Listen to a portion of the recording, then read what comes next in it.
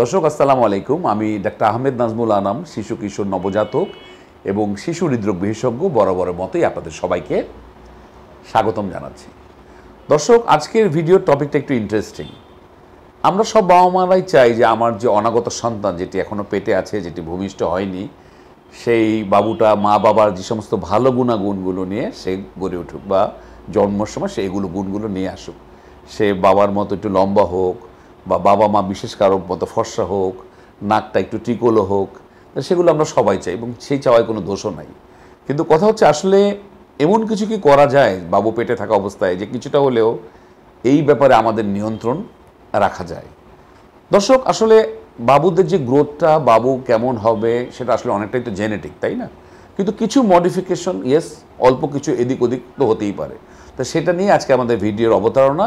আমার অনাগত সন্তানকে আমার মতো হবে কি না, সেটি করার জন্য আমার কিছু করার আছে কি না। ইন্টারেস্টিং টপিক, আপনারা একটু মনোযোগ দিয়ে শুনুন। দর্শক, প্রথমে আমি যেটা বলবো যে সিজন, একটা বাবু কোন সময় জন্মগ্রহণ করেছে সেটার উপর কিন্তু অনেকটা তার গ্রোথ কেমন হবে তা নির্ভর করে। একটা স্টাডিতে দেখা গেছে গরমের সময় বা সামার সিজনে যে সমস্ত বাবুগুলো জন্ম হয়েছে, অ্যাভারেজ সে উইন্টার সিজনে যে বাবুগুলো জন্ম হচ্ছে তাদের চেয়ে একটু গ্রোথ বেশি বা ওয়েটটা একটু বেশি। এটা কিন্তু কোনো স্ট্যাটিক কোনো তথ্য নয়, এটা ভ্যারি করতে পারে। তবে এর একটা বৈজ্ঞানিক ব্যাখ্যাও দেওয়া হয়েছে। কারণ গরমের সময় যেখানে সূর্যের আলো বেশি থাকে, ভিটামিন ডি পাওয়ার প্রচুর পর্যাপ্ত সুবিধা থাকে এবং আপনি জানেন ভিটামিন ডি বেবির যে বোনসগুলো এগুলো তৈরি করতে সাহায্য করে, সেই সাথে ভিটামিন ডি, ক্যালসিয়াম এগুলো অ্যাবজর্পশন বা শোষণ করতে সাহায্য করে। তা স্বাভাবিকভাবেই ভিটামিন ডি তার একটা ইম্পর্টেন্ট ফ্যাক্টর বাবুর ডেভেলপমেন্টের জন্য এবং তার গ্রোথের জন্য, নাম্বার ওয়ান। 2 নম্বর, দেখা গেছে যে চিনি বা চিনি জাতীয় খাবার, প্রেগনেন্সির সময় মহিলারা অনেক চিনি খান এবং আপনি জানেন যে সুগারের একটা ব্যাপার কিন্তু বাবুদের উপরে ইম্প্যাক্ট তৈরি করে। যে সমস্ত ভদ্র মহিলারা বা মারা ডায়াবেটিক, যে মানে যে জেস্টেশনাল ডায়াবেটিস বলি আমরা, থাকে তাদের কিন্তু বাবুরা একটু বড়সড় বা মোটাসোটা হয়। আপনারা জানেন আমরা বলি ইনফ্যান্ট অফ ডায়াবেটিক মাদার। তো এটা একটা ইন্টারেস্টিং ব্যাপার যে মায়ের সুগারটা বেশি থাকে কিন্তু জন্মের পরে এই সমস্ত বাবু কিন্তু সুগারটা কমে যেতে পারে, কিন্তু তারা একটু বড়সড় হয়।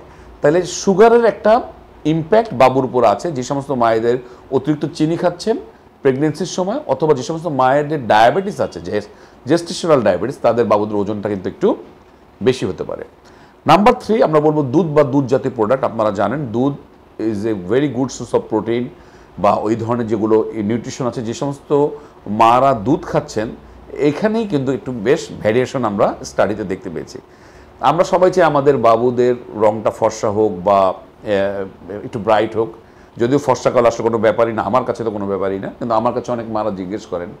তো আমরা এইটাও আমি পরে দেখলাম একটা স্টাডিতে, যে সমস্ত মারা ডেইলি 1 গ্লাস বা তার পরিমাণ দুধ কম খেয়েছেন, স্টাডিতে দেখা যাচ্ছে তাদের বাবুরা একটু লাইটার টোনের হচ্ছে, অর্থাৎ তাদের স্কিন কালারটা একটু লেস ডার্ক। আমি যেমন একটু ডার্ক মানুষ, দেখা যাচ্ছে যে সমস্ত মা বাবারা একটু দুধের পরিমাণটা 1 গ্লাস বা তার চেয়ে কম খেয়েছেন, মা বাবা বলছেন মা, তাহলে সেই সমস্ত বাবু দেখা যাচ্ছে ওদের টোনটা, স্কিনের টোনটা একটু একটু লাইটার।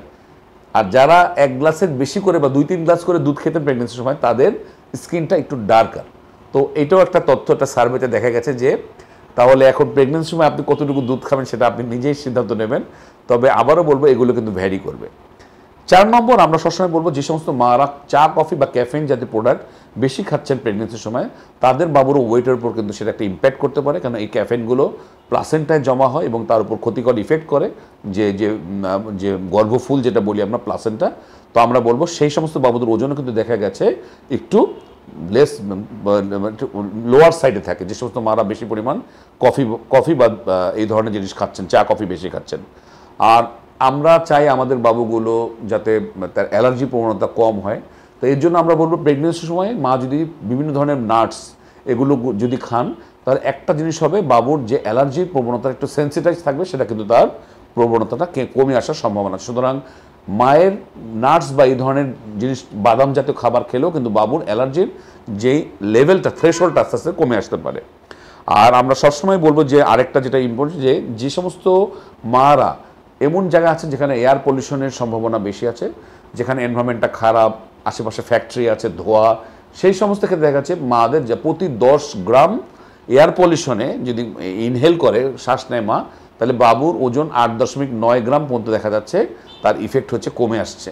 তো এটা একটা বিরাট ব্যাপার কিন্তু। সুতরাং আপনার এয়ার পলিউশন বা পলিউটেড এরিয়া ভালো এলাকায় থাকার তো অবশ্যই এটা একটা বেনিফিট আছে, যেখানে পলিউশনটা কম। যদিও আমাদের ঢাকার এখন আপনারা জানেন পলিউশন খুবই পলিউটেড এরিয়া, সুতরাং এই ব্যাপারে তো আসলে আমাদের হাত নাই। আর আমরা যেটা বলবো যে প্রোটিন জাতীয় খাবারগুলো খাওয়া, আমি আগেই বলেছি যে এই ডিমের হলুদ অংশে বায়োটিন আছে। অনেক মারা চান আমার বাবুর চুলটা স্যার কেমন হবে, সুন্দর হবে কিনা, তাহলে এটা একটা ইম্পর্টেন্ট তথ্য।